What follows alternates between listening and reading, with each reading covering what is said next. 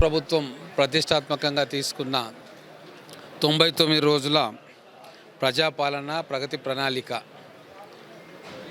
మొట్టమొదటిసారిగా స్టార్ట్ చేసేటప్పుడు గౌరవ ఆరోగ్య శాఖ మంత్రి గారు వచ్చి దాన్ని లాంచ్ చేయడం జరిగింది.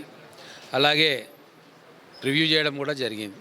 మళ్ళీ మిడ్వేగా జూన్ 12 వరకు ఈ కార్యక్రమం ఉంటుంది కాబట్టి దాదాపుగా ఒక నెల కంప్లీట్ అయిపోయింది. కాబట్టి నా నియోజకవర్గంలో నేను కలెక్టర్ గారితో, తర్వాత లోకల్ బాడీస్ కలెక్టర్ గారితో, మిగతా డిపార్ట్మెంట్స్ అందరినీ పిలుచుకొని రివ్యూ చేయడం జరిగింది. మనం ఏదైతే ప్లాన్ ఇచ్చామో టార్గెట్ ప్రకారంగా అధికారులందరూ కూడా పనిచేస్తూ ఉన్నారు. ఎక్కడెక్కడ ల్యాప్సెస్ ఉన్నాయో అది ఐడెంటిఫై చేసి దాన్ని కవర్ చేసే కార్యక్రమం చేస్తూ ఉన్నాం. ఇప్పటికీ ఎండాకాలం ఉంది, ఇక్కడ కొత్తగా కార్పొరేషన్ అయ్యింది.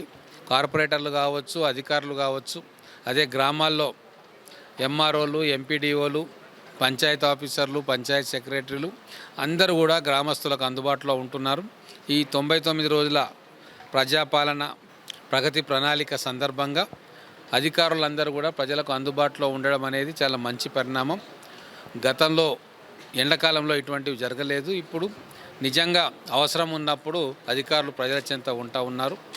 ఇది మంచిగా సక్సెస్ అవుతూ ఉంది. అనేక సమస్యలు మా దృష్టికి వస్తూ ఉన్నాయి. మేము వాటిని పై అధికారుల దృష్టికి, మంత్రుల దృష్టికి కూడా తీసుకుపోతూ ఉన్నాం.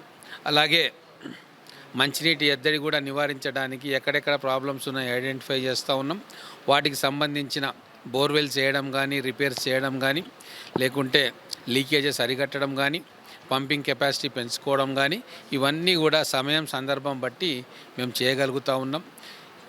అధికారులు గ్రామాల్లో తిరుగుతున్నందుకు, ప్రజల్లో తిరుగుతున్నందుకు సమస్యలు ఎప్పటికప్పుడు మా దృష్టికి వస్తూ ఉన్నాయి. ప్రజలు కూడా స్పందన అధికారులది బాగుంది, ప్రభుత్వానికి బాగుంది అని చెప్పి సంతోషం వ్యక్తం చేస్తూ ఉన్నారు.